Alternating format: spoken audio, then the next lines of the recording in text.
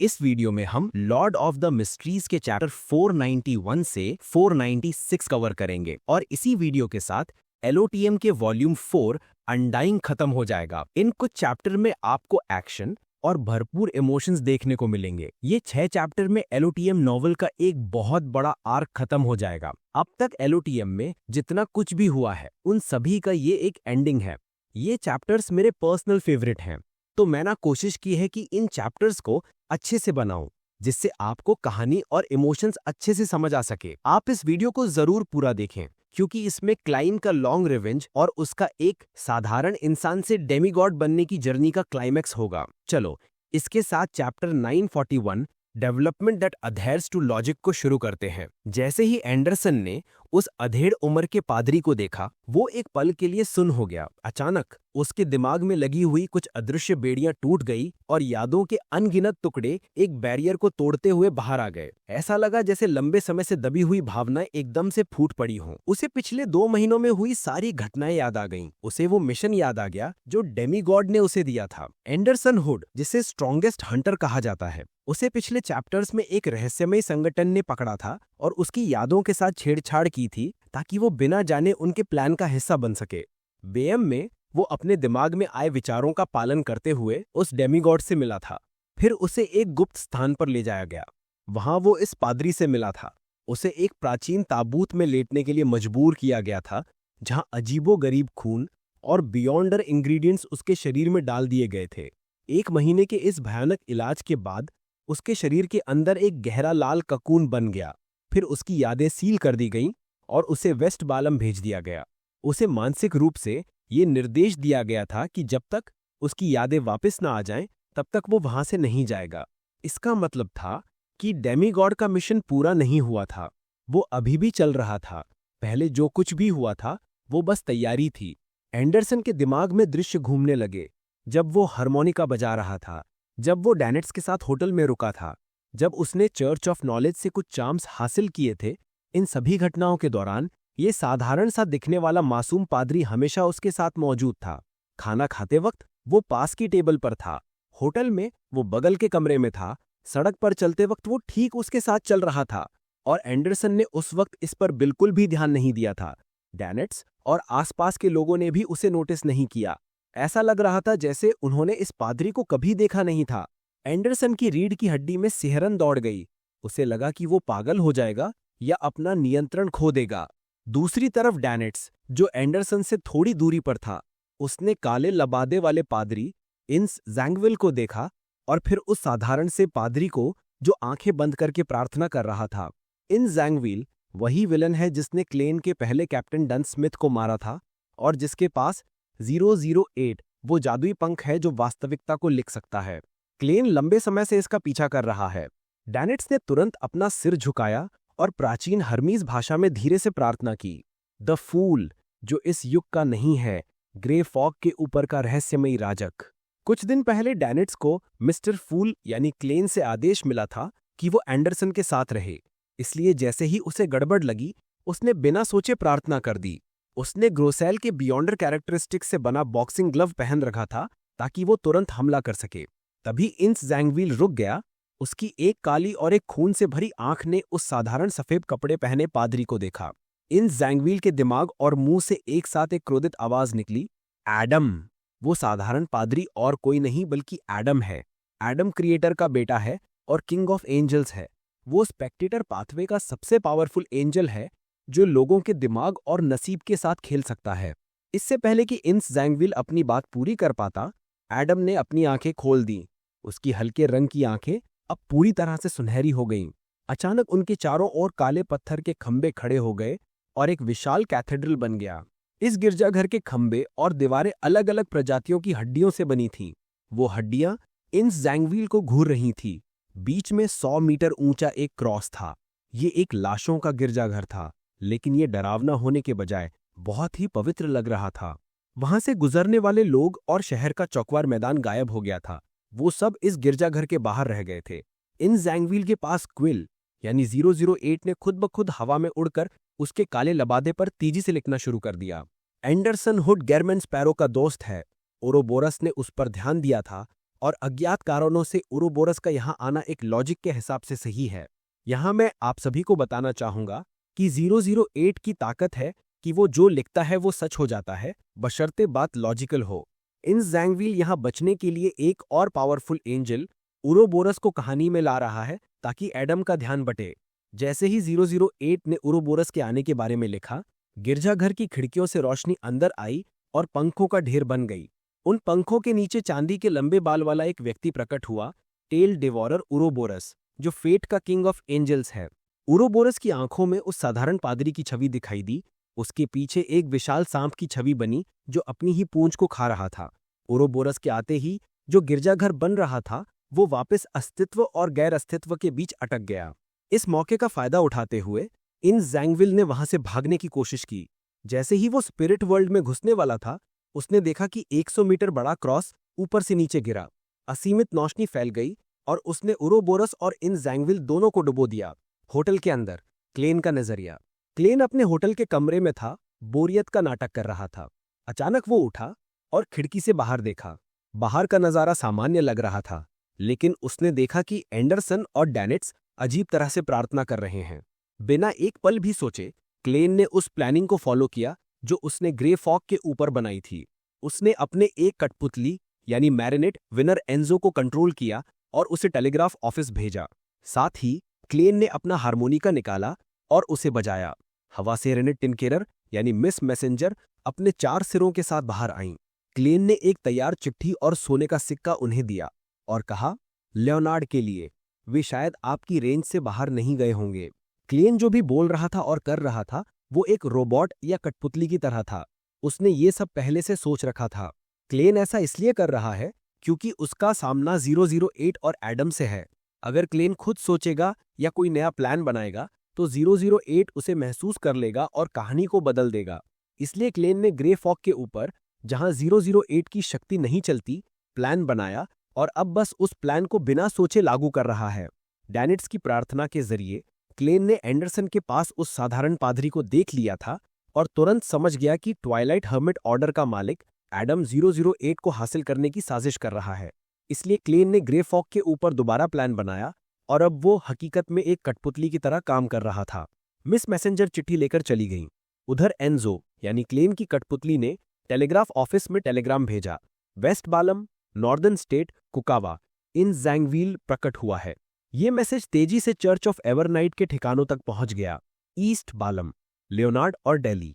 Leonard जो Klein का पुराना साथी था और डेली जो क्लेन को जानती थी, एक साथ थे। डेली ने पूछा, तुम हमेशा चर्च के पास ही क्यों रहते हो? लियोनार्ड ने कहा, खबर का इंतजार कर रहा हूं। अचानक लियोनार्ड को एक चिट्ठी मिली जो गैस लैंप के नीचे गिरी थी। ये वही चिट्ठी थी जो क्लेन ने भेजी थी। उसमें लिखा था, west Balam, northern state, Kukawa, revival square, coordinates. Leonard का चेहरा गंभीर हो गया। उसने डेल से कहा, मैम, कृपया मेरे सुराग छिपाने में मदद करें। डेली एक पल के लिए चुप रहीं और फिर बोली, मुझे भी अपने साथ ले चलो। पिछली बार तुम कम से कम लड़ तो पाए थे, लेकिन मुझे कुछ करने का मौका ही नहीं मिला था। डेली कैप्टन डन स्मिथ से प्यार करती थी। डन स्मिथ को इन जैंगविल ने मारा था। डेली भी बदला लेना चाहती हैं। लियोनार्ड ने कुछ नहीं कहा और डेली का कंधा पकड़ लिया। वो दोनों वहां से गायब हो गए, टेलीपोर्ट हो गए वापस क्लेन के पास। जैसे ही क्लेन ने देखा कि मिस मैसेंजर चली गई हैं और टेलीग्राम भेज दिया गया है, उसने तुरंत 4 कदम उल्टे चले और अपने ग्रे फॉग के ऊपर अपनी रहस्यमयी दुनिया में पहुंच गए। वो द फूल की ऊंची कुर्सी पर बैठा। उसने टायरेंट कार्ड यानी सी गॉड सेप्टर, एक पावरफुल हथियार जो बिजली और सुनामी ला सकता है, और एक सिल्वर ग्रे चाम निकाला। तुरंत क्लेन ने पोप का मुकुट और लबादा पहन लिया। उसके हाथ में हड्डियों से बना सेप्टर था। चारों ओर चांदी की बिजली कड़कने लगी। क्लेन ने अपनी स्पिरिचुअलिटी को उस रोशनी के बिंदु की तरफ बढ़ाया जहां डैनिट्स मौजूद था। अब क्लेन एक देवता की ताकत के साथ इन जैंगविल पर हमला करने के लिए तैयार है। यहां से चैप्टर 942 डीटीज कर्स शुरू होता है। जैसे ही क्लेन की स्पिरिचुअलिटी का संपर्क उस रोशनी से हुआ, उसकी आंखों के सामने का नजारा बदल गया।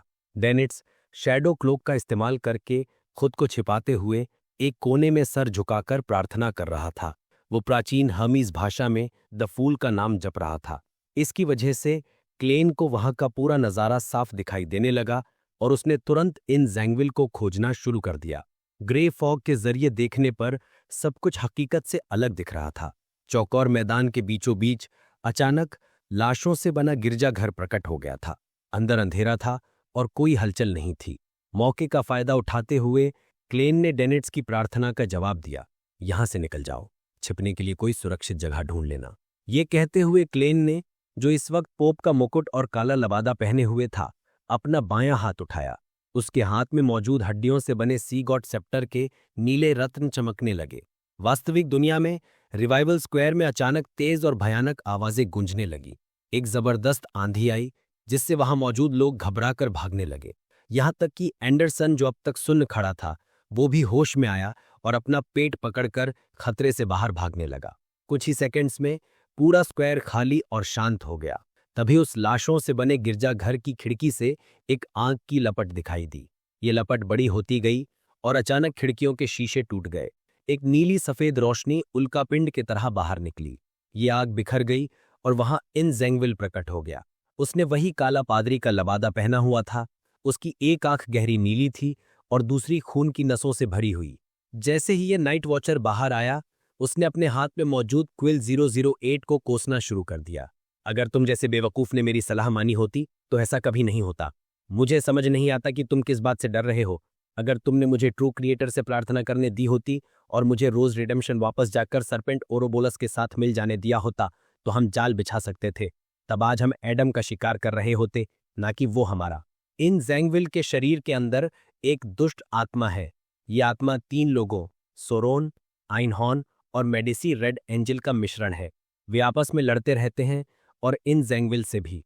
इन जेंगविल के हाथ में मौजूद 008 हवा में उड़ा और उसने इन जेंगविल के कपड़ों पर लिखा। शर्मिंदगी से उपजे अजमन ने घाके सोरो, नाइनहॉर्न और मेडिसी ने आज का जोश खा क्या यूपी वाला पे डाल दिया, जबकि असलियत ये थी कि वो खुद ब्रू क्रिएटर से प्रार्थना करने से डर रहा था। न तो सोरोन और मही आइनहॉर्न उस दुष्ट देवता पर भरोसा करते थे। आज की घटनाओं ने इस दुष्ट आत्मा की मानसिक स्थिति को और खराब कर दिया है। ये सबसे अच्छे, सबसे प्रोफेशनल साइकेट्रिस्ट का डायग्नोसिस है। इन जेंगविल ने तुरंत अपना बायां हाथ अपने सर पर रख लिया। उसके चेहरे के हाव भाव सख्त हो गए। उसने गिरजाघर से भागते हुए देखा कि सामने एक विशाल पहाड़ है और उस पर एक क्रॉस है जिसके चारों ओर फरिश्ते मंडरा रहे हैं। उसी वक्त आसमान से सिल्वर रंग की एक भयानक बिजली गिरी और सीधे इन जेंगविल पर जा लगी। लेकिन इन जेंगविल का शरीर गायब हो गया। वहां सिर्फ एक धुंधली आत्मा बची जो बिजली की चपेट में आकर नष्ट हो गई। इन जेंगविल ने चालाकी से खुद को बदल लिया था। वो अब एक आग की लपट में बदलकर वहां से भागने की कोशिश कर रहा था। उसके लिए सामने चाहे कुछ भी हो, क्रिएटर के बेटे एडम से ज्यादा भयानक कुछ नहीं था। Clans revenge. जब क्लेन ने देखा कि इन जेंगविल उस भ्रम से बाहर आ गया है और अपने असली रूप यानी सुनहरे बाल, पीला चेहरा में वापस आ गया है, तो क्लेन अनजाने में ही अपनी कुर्सी पर सीधा बैठ गया। उसकी आंखों के सामने पुरानी यादें तैरने लगी। उसका दिल छिदा जाना, अपनी मौत से ठीक पहले चमकते हुए जूते देखना, कैप्टन डन स्मिथ का अपनी बाईं आंख मारकर मुस्कुराना और ब्लैकथॉर्न सिक्योरिटी कंपनी का खंडहर में बदल जाना। क्लेन के होठों पर एक अजीब सी कॉमिकल स्माइल आ गई। उसने प्राचीन हर्मीज भाषा में धीरे से कहा, मिस फॉर्चून। उसके दाहिने हाथ में मौजूद सिल्वर ग्रे चाम अचानक एक काली रोशनी में बदल गया। ये चाम ऑफ द मिस फॉर्चून था जिसे क्लेन ने स्नेक ऑफ मर्क्यूरी, विल ऑसेप्टिन के खून और कीमती धातुओं से एवरनाइट गॉडेस से प्रार्थना करके बनाया था। ये इन जेंगविल के लिए उसका तोहफा था। ये बदले का तीर था। ये एक देवता का अभिशाप था। क्लेन खड़ा हो गया और उसने अपना दाहिना हाथ आगे बढ़ाकर उस काली रोशनी को इन जेंगविल की तरफ फेंक दिया। जैसे ही इन जेंगविल स्क्वायर में वापस आया, उसे आसमान में एक काली किरण दिखाई दी। अचानक उसे लगा जैसे वो घोर अंधकार में घिर गया है। एक नाइट वॉचर होने के नाते जो दूसरों को बदकिस्मती देता था, उसने तुरंत खतरे की गंध को महसूस कर लिया। उसने बिना हिचकिचाए अपना बायां हाथ आगे बढ़ाया ताकि वो अपने अंदर की दुष्ट आत्मा और गेट कीपर की शक्तियों का इस्तेमाल करके स्पिरिट वर्ल्ड में भाग सके। लेकिन कुछ नहीं हुआ। उसके आसपास के रंग नहीं बदले। उसका स्पिरिट वर्ल्ड ट्रैवल काम नहीं कर रहा था। इन जेंगविल की आंखों में दहशत आ गई। वो समझ गया उसके अंदर मौजूद एविल स्पिरिट आपस में लड़ रही हैं, इसलिए वो उसे अपनी ताकत नहीं दे रही। इन जेंगविल के अंदर की आवाजें, देखा, अगर तुम मेरी बात मानते तो सब कुछ ठीक होता। बकवास बंद करो। मैं ट्रू क्रिएटर पर भरोसा करने से बेहतर मर जाना पसंद करूंगा। इन बातों का क्या फायदा? क्या तुम भी हम जैसे ही एलिस्टा ट्यूडर द्वारा पोषण बना दिए गए थे? क्या तुम लोग बिल्कुल नर्वस नहीं हो? क्या तुमने महसूस नहीं किया कि वो अभिशाप एक देवता की ऑरा के साथ आया था?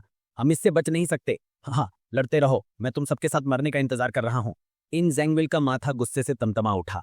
इतनी नाजुक घड़ी में उसके अंदर की आत्माएं सोरोन, आइनहॉर्न और मेडिसी आपस में लड़ रही थीं। वो समझ गया कि ये काली किरण एवरनाइट गॉडेस के मिस फॉर्च्यून से जुड़ी हुई है। इसी दुर्भाग्य के कारण उसके अंदर की आत्माएं अचानक आपस में लड़ने लगीं। इन जेंगविल तुरंत मुड़ा और स्क्वायर के दूसरे गेट की ओर भागा। वो आसपास की आत्माओं को बुलाना चाहता था, लेकिन दुर्भाग्य से वहां एक भी आत्मा मौजूद नहीं थी। तभी स्क्वायर के छिपे हुए कोने में एक व्यक्ति खड़ा हुआ। वो एक मिक्स नस्ल का आदमी था जिसका चेहरा मांसल था और कमर पर एक तलवार लटकी थी। ये एडमिरल हेल लॉडवेल था। ये क्लेन की एक कठपुतली है। देवता का अभिशाप फेंकने के बाद क्लेन ने अपनी योजना के अनुसार लॉडवेल को नियंत्रित किया। लॉडवेल, जो अपनी असली पहचान से बिल्कुल अलग दिख रहा था, उसने अपना दाहिना हाथ उठाया। उसका हाथ पारदर्शी होकर लंबा हो गया और सीधे इन जेंगविल की तरफ बढ़ा। लॉडवेल के अंदर मौजूद अंडरवर्ल्ड के प्राणी की ताकत का इस्तेमाल करते हुए उसने इन जेंगविल की स्पिरिट बॉडी को खींचना शुरू कर दिया। लॉडवेल की हथेली पीली पड़ गई और इन जेंगविल के शरीर के ऊपर एक आकृति हवा में तैरने लगी। लेकिन इन जेंगविल एक पावरफुल गेटकीपर था। उसने अपनी ताकतों से अपनी आत्मा को वापस खींचने की कोशिश की। दोनों के बीच रस्साकसी चल रही थी। ठीक उसी वक्त लॉडवेल के बगल में दो आकृतियां और तेजी से प्रकट हुईं।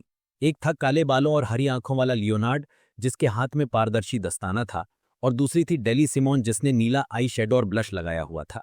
वे बिल्कुल सही समय पर पहुंचे, क्योंकि दुश्मन का दुर्भाग्य अक्सर ये मतलब रखता है कि आप लकी हैं। डेली ने सबसे पहले उस चेहरे को देखा जिसे वो कभी नहीं भूल सकती थी। उसकी आंखों में तुरंत नफरत की आग जल उठी। उसने जल्दबाजी में हमला नहीं किया। वो लॉडवेल के पीछे आई और अपनी बाहें फैला दी। अंडरवर्ल्ड का एक कांसे का दरवाजा वहां प्रकट हुआ और खुल गया। इसमें से खिंचाव पैदा हुआ। इस मदद के साथ इन जेंगविल के शरीर से वो आत्मा पूरी तरह अलग हो गई। ये एक पारदर्शी आदमी था जिसने खून से सनी काली कवच यानी आर्मर पहन रखी थी। वो युवा और सुंदर था। उसके बाल लाल थे, लेकिन उसके चेहरे पर सड़न के निशान थे। ये रेड एंजल मेडिसी की आत्मा है जो इन जेंगविल के अंदर कैद थी। अपने शरीर से अलग होने पर यह युवक घबराया नहीं, बल्कि वो हंसते हुए कहने लगा, आज हम वाकई बदकिस्मत हैं। हम एक बार साथ में मर चुके हैं, क्या दोबारा मरने की जरूरत है, वो भी ऐसे कमजोर लोगों के हाथों? उसके गाल पर एक खूनी दरार खुली और बंद हुई। चलो आसपास के कचरे को साफ करते हैं। अपनी बात पूरी करने से पहले उस लाल बालों वाली दुष्ट आत्मा ने हवा से एक जंग लगी हुई तलवार निकाली। एक भयानक दबाव ने उसे लॉडवेल और डेली की पकड़ से आजाद कर दिया। वो वापस इन जेंगविल के शरीर में घुसने के लिए झपटा।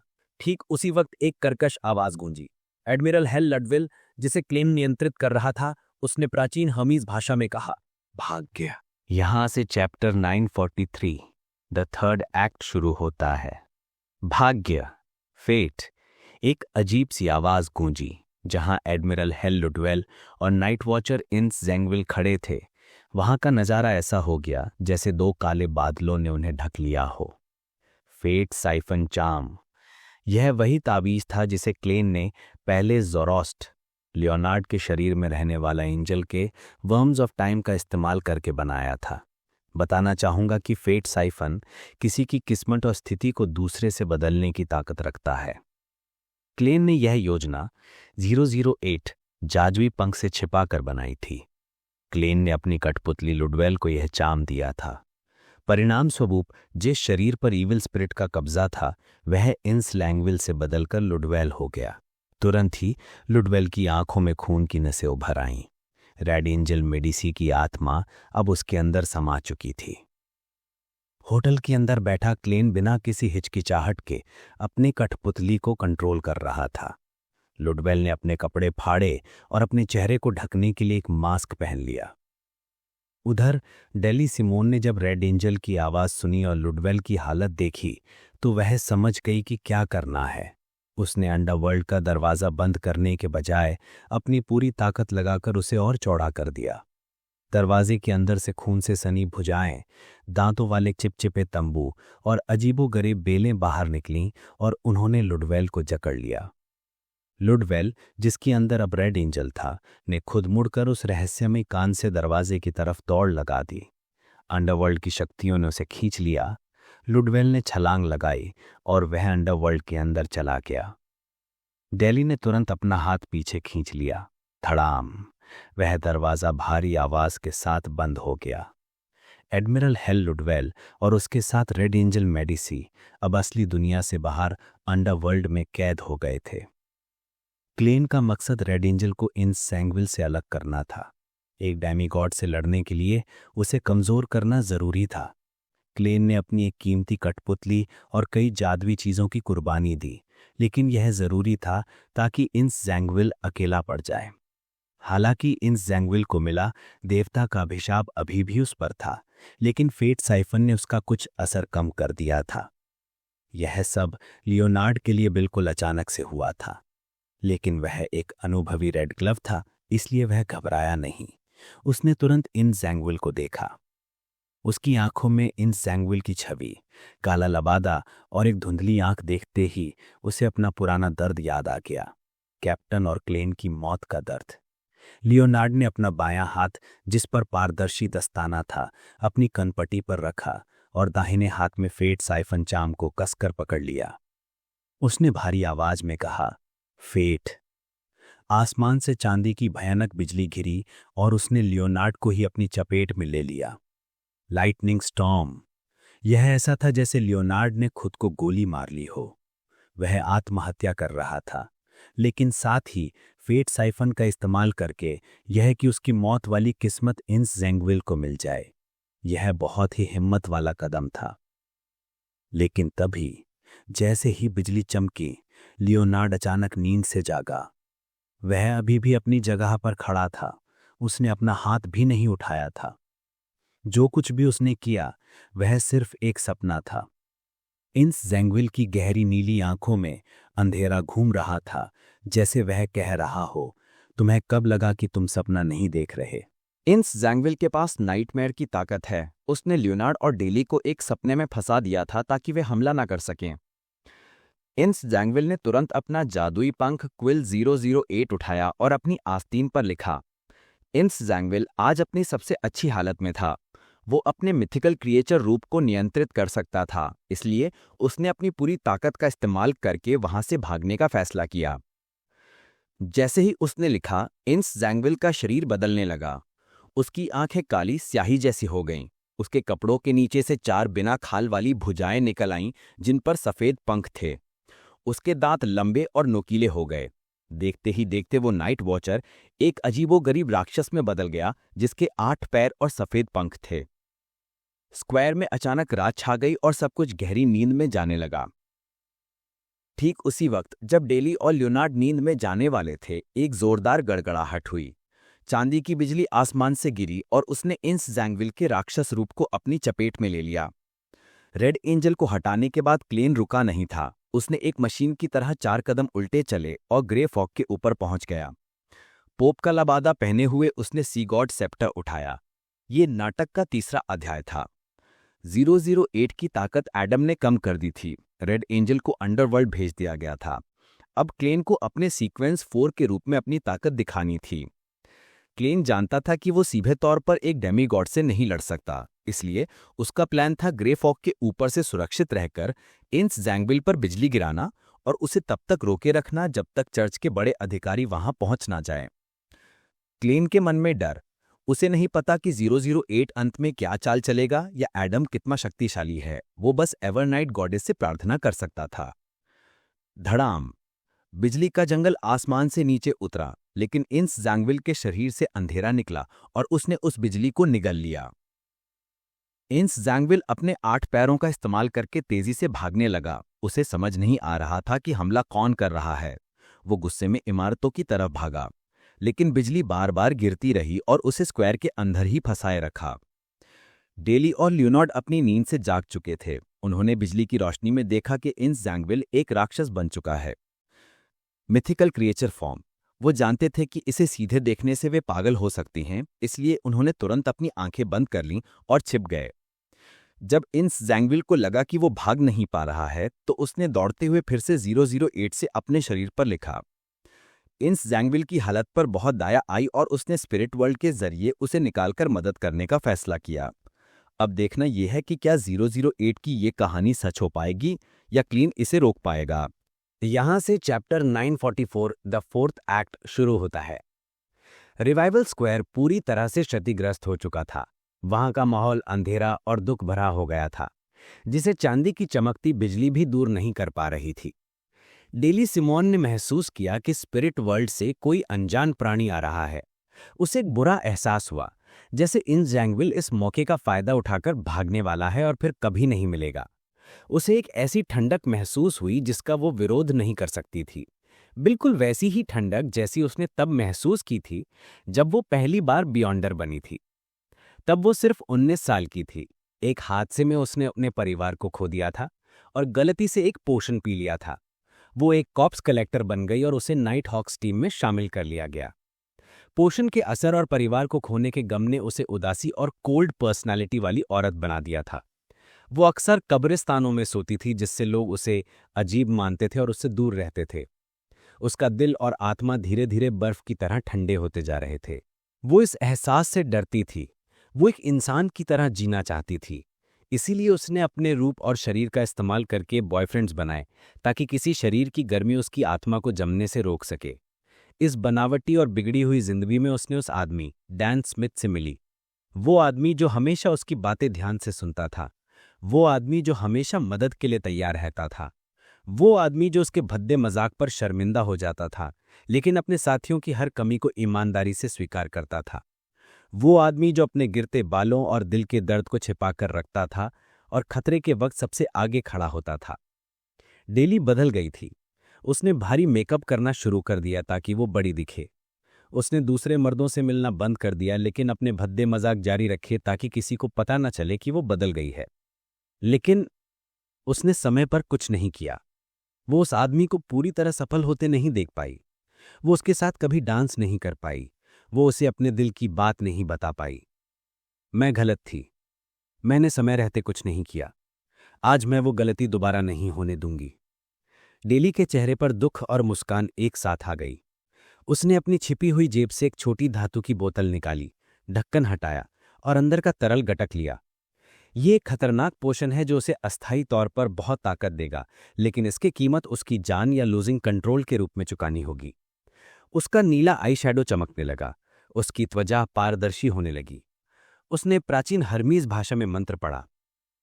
शून्य में भटकने वाली आत्मा, मैं अपने नाम पर तुम्हारे साथ कॉन्ट्रैक्ट करती हूं। प्रार्थना करती हूं कि तुम इन जैंगविल को यहां से ले जाओ। इन जैंगविल, जो अब 8 पैरों वाला सफेद पंखों वाला राक्षस बन चुका था, उसके पीछे एक भयानक खूनी मांस का लोथड़ा प्रकट हुआ। उसमें अनगिनत आंखें और हाथ थे। जैसे ही वो इन जैंगविल को पकड़कर स्पिरिट वर्ल्ड में खींचने वाला था, वो रुक गया। उसने डेली सुमान की ओर देखा। डेली की त्वचा पर सारप जैसी काली पपड़ियां और सफेद पंख उगने लगे। वो दर्द से घुटनों पर गिर पड़ी। उधर 008 ने इन जैंगविल के शरीर पर खुद ब खुद लिखना शुरू किया। वो अनजान अस्तित्व इन जैंगविल को ले जाने ही वाला था, लेकिन नहीं, वो डेली सिमोन की ओर आकर्षित हो गया। उसका सौंदर्य बोध यानी एस्थेटिक्स इंसानों की तरफ झुका हुआ था। ओ नहीं, उसने इन जैंगविल को छोड़ दिया और डेली की सलाह मानकर वहां से चला गया। कितनी हैरानी की बात है कि आत्माओं को बुलाने में एक डेमीगॉड होते हुए भी इन जैंगविल सीक्वेंस 5 की डेली सिमोन से हार गया। इन जैंगविल बहुत बदकिस्मत था।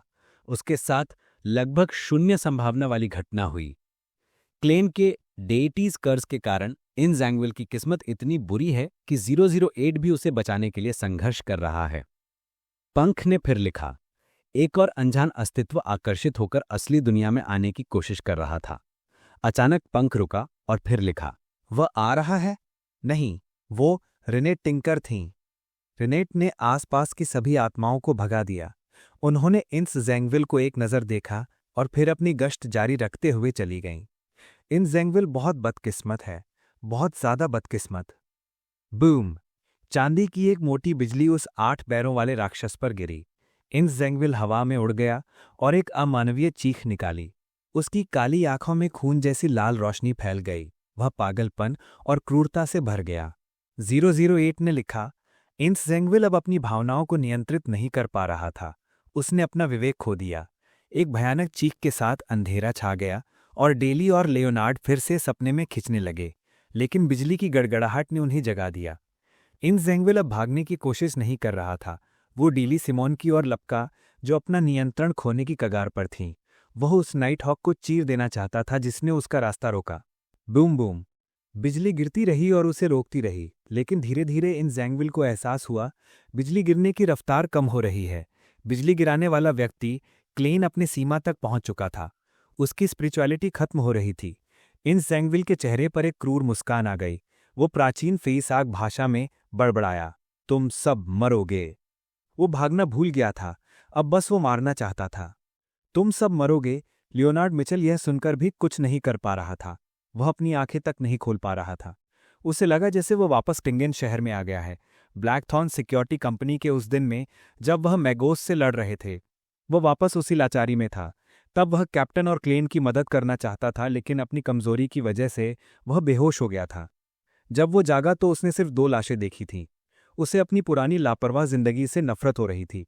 वह खुद से नफरत कर रहा था कि उसने और मेहनत क्यों नहीं की।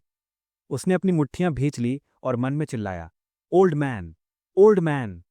लेकिन इस बार उसके दिमाग में कोई जवाब नहीं आया। पहले ज़ोरोस्ट गहरी नींद में थे और कोई मदद नहीं कर सकते थे। लियोनार्ड की सांसें भारी हो गई। उसने हताशा में जोर से चिल्लाया, ओल्ड मैन, ओल्ड मैन। उसकी आवाज बादलों के गरज में दब गई। लियोनार्ड का चेहरा शर्म और दर्द से भर गया। उसका पूरा शरीर जम गया था। अचानक उसके चेहरे पर एक फर्म एक्सप्रेशन आ गया। उसने अपना मुंह खोला और प्राचीन हर्मेस भाषा में धीरे से प्रार्थना की, the fool that doesn't belong to this era, the mysterious ruler above the grey fog, the king of yellow and black who wields good luck. जैसे ही उसने प्रार्थना की, उसे अपने दिमाग में एक जादुई दृश्य दिखाई दिया। क्लेन ने उसकी प्रार्थना सुन ली और उसे विजन प्रदान किया। उसने देखा कि इन जैंगविल, जो अब मकड़ी या विकृत भेड़िए जैसा लग रहा है, पागलों की तरह दौड़ रहा है। लेकिन इस दृश्य में इन जैंगविल का शरीर धुंधला था और लाल रोशनी से चिन्हित था, ताकि लियोनार्ड उसे अंधेरे में भी देख सके। लियोनार्ड पहले चौंका, फिर वह हंसा। हंसते हंसते उसकी आंखों से आंसू बह निकले। बिना किसी हिचकिचाहट के उसने अपना बायां हाथ, जिसमें क्रीपिंग हंगर था, अपनी कनपटी पर रखा और दाहिने हाथ में फेट साइफन ताबीज को कसकर पकड़ लिया। फेट, प्राचीन हर्मीज भाषा का वो शब्द गूंज उठा। लियोनार्ड के सामने एक पारदर्शी किताब प्रकट हुई। उसने उस 8 पैरों वाले सफेद पंखों वाले राक्षस को लॉक कर दिया। चांदी की बिजली कड़की और लियोनार्ड मिचेल ने एक भयानक एक्सप्रेशन के साथ ताबीज फेंकते हुए चिल्लाया, मरो इस जैंगविल।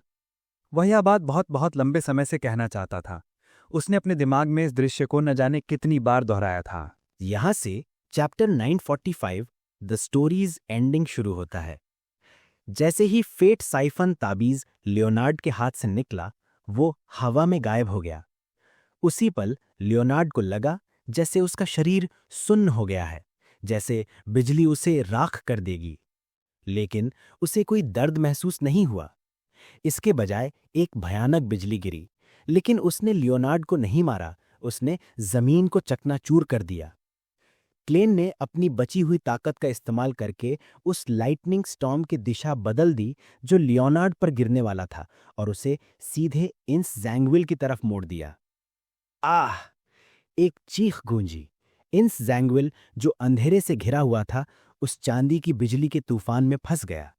जिस किस्मत का सामना लियोनार्ड को करना था, वो अब इंस जैंगविल कर रहा था। Boom, boom, boom. बिजली लगातार गिरती रही। इंस जैंगविल का शरीर बुरी तरह जल गया। उसके 4 पैर जलकर गिर गए। उसका सिर, जिस पर रहस्यमयी प्रतीक थे, बीच से छटक गया और उसमें से एक अजीब सा सफेद द्रव बहने लगा। लेकिन वो अभी भी नहीं मरा था। एक डेमिगॉड की जीवन शक्ति साधारण इंसानों से बहुत ज्यादा होती है। उसकी आंखों में खून उतर आया। उसे अपनी गलती पर पछतावा हो रहा था कि उसने शुरू में ही सबको जान से क्यों नहीं मारा। उसने अपना टूटा हुआ जादुई क्विल 008 फेंक दी और अपने बचे हुए 4 पैरों के सहारे लियोनार्ड की ओर झपटा। लियोनार्ड हिल भी नहीं पा रहा था, क्योंकि इंस जैंगविल ने उसे अपने ड्रीम नाइटमेयर की ताकत से जकड़ लिया था। इंस जैंगविल ने एक क्रूर मुस्कान के साथ कहा, लानत है, मुझे तुम्हें टिंगन शहर में ही मार देना चाहिए था जब तुम बेहोश थे। वो औरत मरने वाली है और अब तुम्हारी बारी है। वो लियोनार्ड की ओर बढ़ा। तुम्हारा कैप्टन बहुत चिड़चिड़ा था, और तुम्हारा वो साथी क्लेन भी। तुम सब एक जैसे हो। तुम्हें मारने के बाद मैं टिंगन वापस जाऊंगा और उनकी कब्रें खोद डालूंगा। लियोनार्ड कुछ नहीं कर सकता था। उसे लगा कि उसकी किस्मत खराब है। तभी बैंग! एक गोली की आवाज आई। एक हल्के सुनहरे रंग की गोली ने उस घने अंधेरे को चीर दिया और वहां सूरज की रोशनी जैसी चमक भर दी। पा! हवा में उड़ते हुए कई टैरो कार्ड्स आए और जमीन पर अलग अलग जगह धंस गए। एक कार्ड लियोनार्ड के सामने गिरा और लाल लपटों में जल उठा। आग की लपटों के बीच से एक आकृति बाहर निकली। उसने आधा टॉप हैट और काला सूट पहना था। उसके हाथ में रिवॉल्वर थी। उसका चेहरा गहरा और पर्सनालिटी एक इंटेलिजेंट आदमी जैसी लग रही थी। वो कोई और नहीं बल्कि क्लेन मोरेटी था। चूंकि सी गॉड सेप्टर की शक्ति खत्म हो चुकी थी, क्लेन ने असली दुनिया में कदम रखा। वो अपने सबसे भरोसेमंद हथियार डेथ नेल के साथ आया। इंस जैंगविल उसे देखकर चौंका। तुम सचमुच अभी भी जिंदा हो। उन सबके साथ मर जाओ। इंस जैंगविल ने क्लेन को भी सपने में खींचने की कोशिश की, लेकिन क्लेन पर इसका कोई असर नहीं हुआ। क्लेन ने अपना दाहिना हाथ उठाया और ट्रिगर दबा दिया। बैंग! गोली लगते ही इंस जैंगविल जमीन पर गिर पड़ा। उसके सिर की दरार और चौड़ी हो गई। क्लेन ने भारी आवाज में कहा, "ये गोली मैम डेली के लिए है।" क्लेन ने चुटकी बजाई और आग की लपटों का इस्तेमाल करके वो तुरंत इंस जैंगविल के बगल में पहुंच गया। इंस जैंगविल ने अपनी बैड लक की ताकत इस्तेमाल करने की कोशिश की, लेकिन वो बेकार थी। ये गोली लियोनार्ड के लिए है। सारे टैरो कार्ड्स एक साथ पटाखों की तरह जल उठे। क्लेन इंस जैंगविल के पीछे पहुंचा और गोली चला दी। बैंग! इंस जैंगविल का बायां पैर टूट गया। वो अपना संतुलन खो बैठा। क्लीन ने फिर से जगह बदली। ये गोली मैगॉस के लिए, ये गोली कीपर्स के लिए, ये गोली बर्बाद हुई ब्लैकथॉर्न सिक्योरिटी कंपनी के लिए, ये गोली सभी नाइट हॉक्स के लिए, ये गोली मेरे लिए। गोलियों की बौछार के बीच क्लेन आगे बढ़ता गया। वह डेमन हंटिंग बुलेट्स का इस्तेमाल कर रहा था। उसने इंस जैंगविल के माथे को उड़ा दिया। इंस जैंगविल की दहाड़ अब एक कड़हा में बदल गई थी। आखिरकार क्लेन इंस जैंगविल के ठीक सामने खड़ा हुआ। उसने अपनी बंदूक डेथ नेल सीधे उसके चेहरे पर तान दी। इंस जैंगविल अभी भी हार मानने को तैयार नहीं था। वह इंतजार कर रहा था कि क्लेन पास आए ताकि वो अपने मिथिकल क्रिएचर रूप का इस्तेमाल करके बाजी पलट सके। लेकिन क्लेन की भूरी आंखें इमोशनलेस थी। उसने बिना झिझके ट्रिगर दबा दिया। बैंग! इंस जैंगविल का सिर पूरी तरह फट गया। एक टूटे हुए तरबूज की तरह उसके टुकड़े हर जगह बिखर गए। डेथ नेल ने उसके लिए मौत की घंटी बजा दी थी। क्लेन ने अपना बायां हाथ उठाया और अपनी दोनों आंखों को मला। उसके चेहरे के नीचे छिपी असली आंखें अपनी जगह पर वापस आ गईं। क्लेन ने अपनी शक्ल बिगाड़ रखी थी ताकि वो इंस जैंगविल के राक्षस रूप को देख सके बिना पागल हुए। उसकी आंखों में नमी थी। उसने मरे हुए इंस जैंगविल की ओर देखा और धीरे से कहा, "ये गोली कैप्टन के लिए।" उसने इंस जैंगविल को कोई आखिरी शब्द कहने का मौका नहीं दिया। उसे ये जानने में कोई दिलचस्पी नहीं थी कि इंस जैंगविल का अतीत क्या था।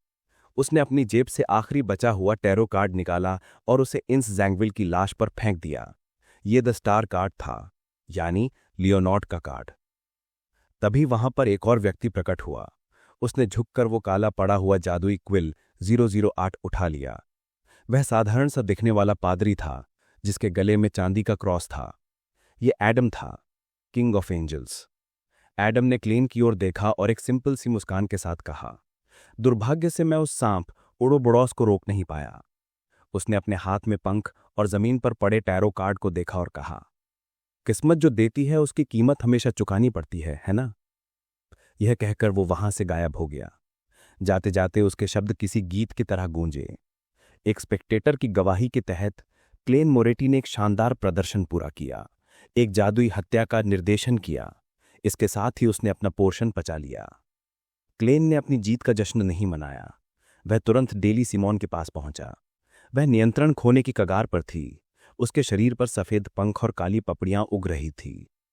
उसने बेहोशी में कहा, "मैं राक्षस नहीं बनना चाहती।" क्लेन की आंखों में दुख था। वह जानता था कि अब उसे बचाया नहीं जा सकता। वो रैम्पेजर बन रही थी। डेली ने मुश्किल से मुस्कुराते हुए कहा, "तो वो तुम हो? क्या तुमने मुझसे नहीं पूछा था कि मैंने कभी डन से अपने प्यार का इजहार क्यों नहीं किया?" उसने अपनी आखिरी सांसें लेते हुए कड़वाहट से कहा, "मैं अपने अतीत में बहुत ज्यादा डूबी हुई थी। वो एक कंजर्वेटिव आदमी था। मुझे खुद पर इंफीरियॉरिटी महसूस होती थी।" तभी उसने क्लेन की आवाज सुनी, "कैप्टन भी तुम्हें बहुत पसंद करते थे क्योंकि तुम बहुत शानदार और युवा थी। इसीलिए उन्हें भी इंफीरियॉरिटी महसूस होती थी।" डेली ने मुस्कुराते हुए देखा। उसकी धुंधली होती आंखों के सामने एक दृश्य उभरा। एक काले ट्रेंच कोट में गिरते हुए बालों वाला एक आदमी, उसकी आंखें गहरी स्लेटी थी। उसने अपना हाथ सीने पर रखा, झुका और डेली को डांस के लिए हाथ आगे बढ़ाया। ये दुन स्मिथ था, क्लेन द्वारा बनाया गया एक भ्रम यानी इल्यूजरी प्रोजेक्शन। डेली ने अपना हाथ आगे बढ़ाया। उसका म्यूटेशन धीरे धीरे गायब होने लगा। लियोनार्ड की नम आंखों के सामने बर्बाद हो चुके स्क्वायर और फव्वारे के बीच डेली और डन ने एक खुशमिजाज डांस किया। डांस करते हुए डेली धीरे से आगे झुकी और डन की बाहों में हमेशा के लिए सो गई। उसी वक्त क्लेन ने हवा में उड़ती हुई बियॉन्डर सामग्री को पकड़ा और एक मेटल की बोतल में मिला दिया। उस खूबसूरत डांस के बीच क्लेन ने वो पोशन अपने मुंह से लगाया और उसे गटक गया।